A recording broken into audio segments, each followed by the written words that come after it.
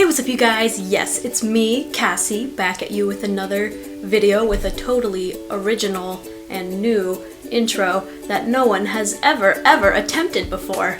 So today I've decided to delve into writing tips. Should I put on my glasses so that I can look like an intellectual? Ooh! Hello. My name is Intellectual Cassie. I read books in coffee shops and I only drink red wine. No water, just red wine. Red wine in the coffee shops too. That's not gonna work. I feel like there's gonna be a glare and I don't wanna get up to check and see if there was because I'm lazy. So this video is gonna be more about tips on the writing process as opposed to tips on craft because I too am just an amateur writer and I don't think I should be directing you guys as to how to properly form a sentence. I'm not an English teacher, but academic Cassie is a professor who got her degree in 1979 and has been teaching everywhere across the whole wide world. She has a PhD in literature and she hits you with pencils when you don't properly form a sentence. So these tips are just things that have worked for me. I don't know if they'll work for everybody, but there are things that I have tended to return to in order to get myself going. So my first tip is about routine. You really have to commit to a writing routine.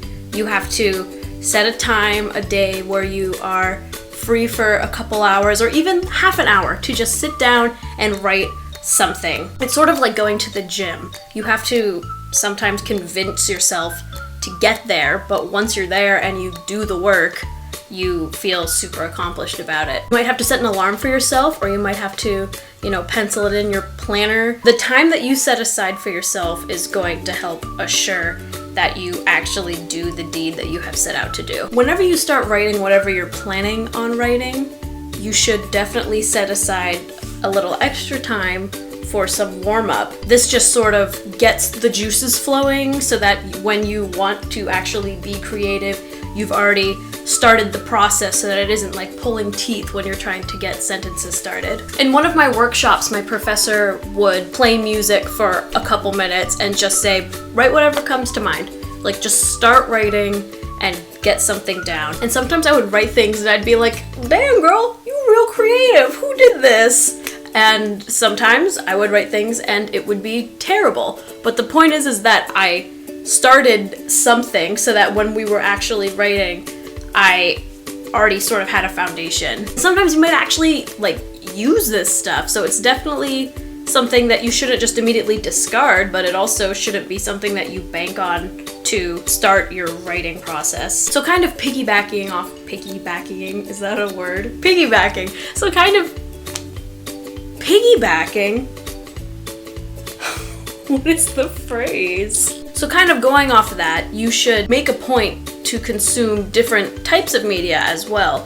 Music is very inspirational for a lot of people. A lot of writers will have a playlist of things that they listen to while they write, which is something actually I do. It helps me get inspired. I'll have separate playlists for certain stories and listen to them and be like, ooh, this song's for my boy, he's sad. You could have a movie playing in the background or a television show or whatever, just something that you can kind of glance up at, and maybe while you're writing, you might be like, that was a really good line, or that was an interesting shot, or something that will inspire you to keep going. Though this is kind of the opposite of what I just said, you should definitely do your best to minimize distractions, which could mean TV for you. Personally, TV doesn't normally work out for me unless it's down really low, but music works out for me. Whereas my professor, who I've already spoke of, said that she not only likes music, but she does like TV so that she can glance up and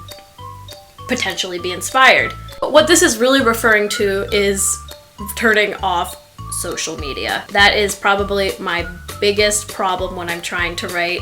I'll be messaging people on Facebook and then I'll go away and I'll get another message and I'll come back, and it really takes time and takes my mind off the subject of whatever I'm writing. Also, I would suggest keeping your phone away from you.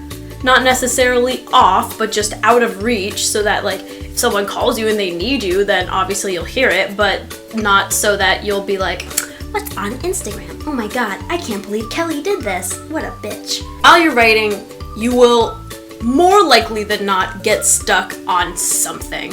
A lot of the time, for me at least, it's phrasing. I know what I want to happen, but I can't get out a couple sentences before that to get to that point. And sometimes you just sort of have to push through it. You have to force yourself to write something, because if you're like me, you'll just sit there like, oh my god, why can't I write this? Why isn't anything coming out? This is terrible. It doesn't matter if what you just wrote is terrible. If Jimmy needs to cross the street to end up at the store, write that down. Just write that. And it will seem like it's like not creative, and it'll seem stupid and childish, but it will definitely help you in the long run.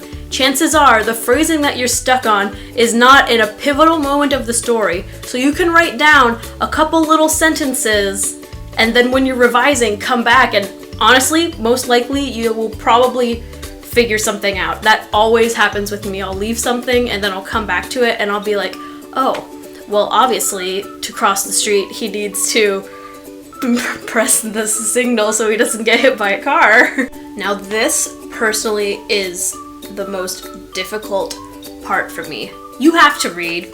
When you're not writing, you have to be reading something. I feel like high school sort of zapped my energy to want to read, and I feel like that happened to a lot of people, but you need to force yourself to read something. Reading other people's work will not only potentially inspire you, but it'll help you become a better writer. One of my workshop professors said that you should read like a writer. Try to think about what the author of the story is doing successfully that maybe you struggle with, be it sentence structure or how the story goes from point A to point B, or how they successfully do certain story beats. Whether you're reading something similar to what you're writing or something different, it honestly doesn't matter. Anything you read will help. And I know that's easier said than done. Actually, honestly, all of this is easier said than done. But once you make a habit out of it, it will make your writing process so much smoother and so much easier. And I think that's good for now. I think I've rambled on long enough about what works and what doesn't work for me. Let me know what you think. Let me know if you'd like more videos like this. Let me know if this was awful and you don't want another video like this ever again. And let me know in the comments below what works for you and what doesn't work for you, because maybe I could use some of your comments. We're trying to build a little community. Maybe we can help each other out. You scratch my back, I scratch yours. Thanks for tuning in. And